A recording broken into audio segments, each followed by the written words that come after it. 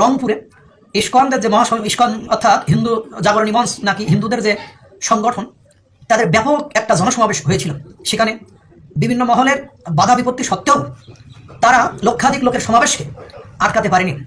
সেখানে চিন্ময় প্রভু কিছু বক্তব্য রেখেছেন, যে বক্তব্যগুলো যে কোনো মানুষের শুনলে ভয় পাওয়ার কথা, কারণ তার দাবিগুলো যৌক্তিক এবং তার দাবিগুলোকে অগ্রাহ্য করার মতো কোনো বিবেকবানের পক্ষে অস্বীকার করা কোনোভাবে সম্ভব নয়। রাষ্ট্রদ্রোহী মানে তাদের সংবিধান ছুঁয়ে যারা শপথ করে, তারা যে সংবিধানের বিধি লঙ্ঘন করে, সংবিধানের বিধি, সংবিধান আগে 72 সংবিধান এখন বাতিল হয়নি, সেই সংবিধানের একটা ধারায় ছিল শেখ মুজিবের ছবি সর্বত্রই রাখতে হবে। ওই সংবিধানে হাত রেখে ওই সংবিধানে প্রতিজ্ঞা করে যারা ক্ষমতায় আসলো, তারা শেখ মুজিবের ছবি সংবিধান পরিবর্তন না করে, বিচারালয়ের আইন ব্যবস্থার পরিবর্তন না করে নামালো। তা এই সংবিধান লঙ্ঘন করা কি অপরাধ নয়? মাসুদ কামাল স্যার বলেছিলেন সংবিধান লঙ্ঘনের দায়ে এদের ফাঁসি হবে। তাদের তো আজও কিছু হয় নাই। আমি যতদূর জানি ইস্কন একটা আন্তর্জাতিক সংস্থা। একটু আগে একটা ইউটিউব চ্যানেলে দেখলাম 100 কোটি সনাতনী জাগরণী লোক তারা চিন্ময় প্রভুর মুক্তির জন্য আন্দোলন করবে। আসসালামু আলাইকুম ওয়া রাহমাতুল্লাহ। শত্রু যখন নিজেদের ভিতরে, তাহলে সেই যুদ্ধে কিভাবে আমরা বিজয় লাভ করব? মুসলিম এবং হিন্দুদের মাঝে সেই যে সংঘর্ষ, সেটা ঈমান এবং কুফরের সংঘর্ষ। এই সংঘর্ষে যদি মির্জাফরের মতো কিছু লোক ঢুকে যায়, তাহলে কিভাবে সম্ভব বিজয় অর্জন করা?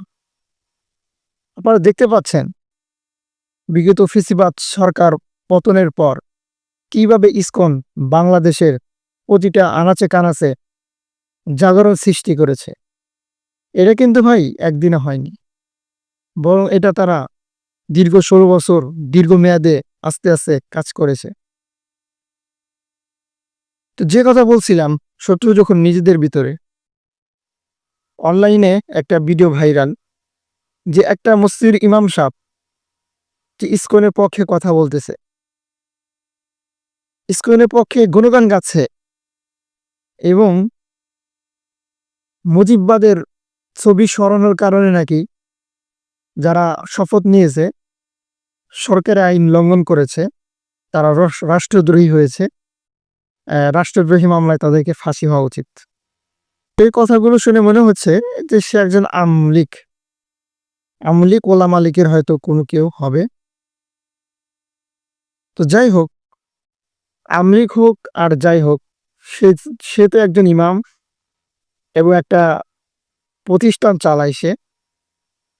সে তার কত বড় স্পর্ধা, কত বড় সাহস তার!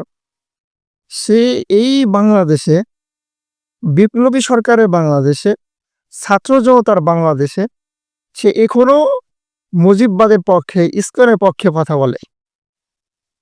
যদি একজন হিন্দু হয়ে কথা বলতো তাহলে কিছু করার ছিল না, সে যেহেতু হিন্দুদের পক্ষ নেব। কিন্তু সে একজন মুসলিম, তারপরেও সে এই যে মুসলিম সাইফুল ইসলাম রহমুল্লাহকে হত্যার পরেও তার মনে একটু মায়া হয়নি।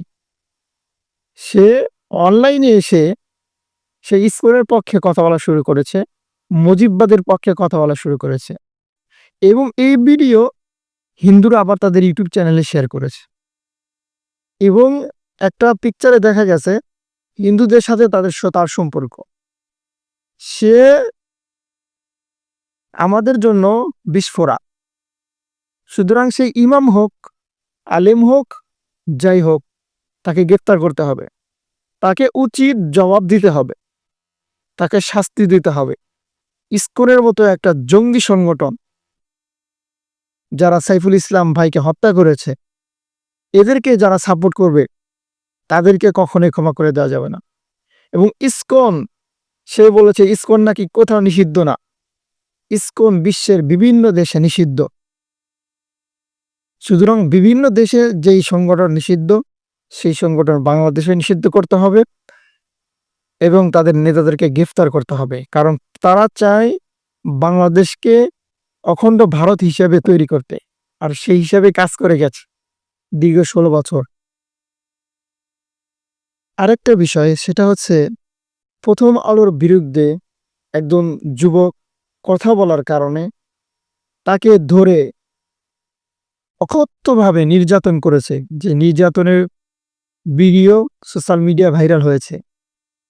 একটা বিপ্লবী সরকার থাকা অবস্থায়, ছাত্র জনতার সরকার থাকা অবস্থায় কিভাবে একজন ছাত্রকে এইভাবে প্রথম আলো ডেইলি স্টার অত্যাচার করতে পারে এবং প্রাণনাশে হুমকি দিতে পারে?